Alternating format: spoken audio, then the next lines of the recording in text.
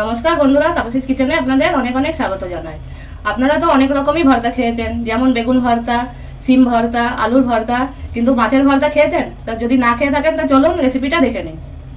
পছন্দ আসলে একটা লাইক করে দেবেন। আমি এখানে প্যান বসিয়ে নিয়েছি, প্যানে জল দিয়ে দেবো, বেশি দেবো না, অল্পই দেবো।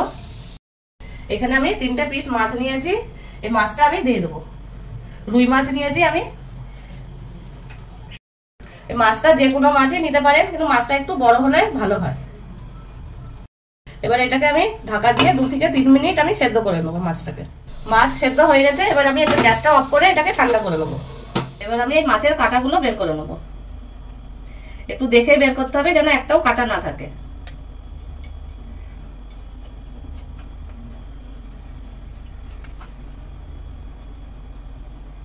মাছের কাঁটা আমি সব বের করে এদিকে আমি প্যান বসিয়ে নিয়েছি, প্যানে দিয়ে দেবো সরষের তেল। তেলে দিয়ে দেবো অল্প কালো জিরে ফোড়ন। এবার দিয়ে দেবো পেঁয়াজ। পেঁয়াজ আমি একদম কুচি কুচি করে নিয়েছি।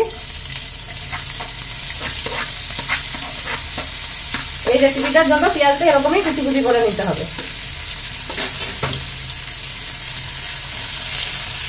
হালকা ভেজে নেবো।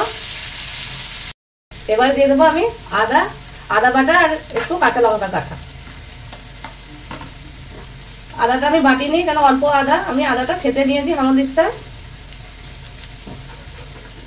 এবার অল্প টমেটো দিয়ে দেবো। টমেটোটাও ছোট ছোট করে কেটে নিয়েছি। এবার লবণ দিয়ে দেবো স্বাদ মতন। হলুদ দিয়ে দেবো 1/2 চামচ। দিয়ে এটা নেড়ে চেড়ে নেবো। জিরে গুঁড়ো দেবো 1/2 চামচ, আর অল্প ধনে গুঁড়ো দেবো, আর অল্প লঙ্কার গুঁড়ো দেবো। দিয়ে এটা মিক্স করে নেবো।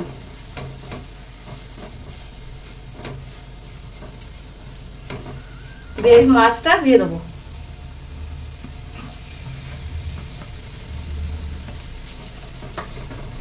এবার বেশ ভালো করে আমি এটাকে ভেজে নেবো।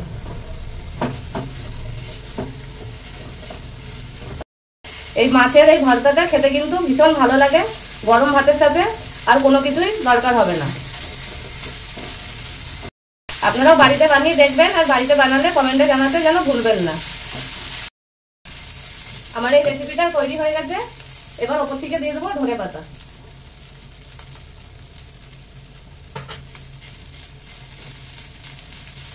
এবার গ্যাসটা অফ করে দেবো।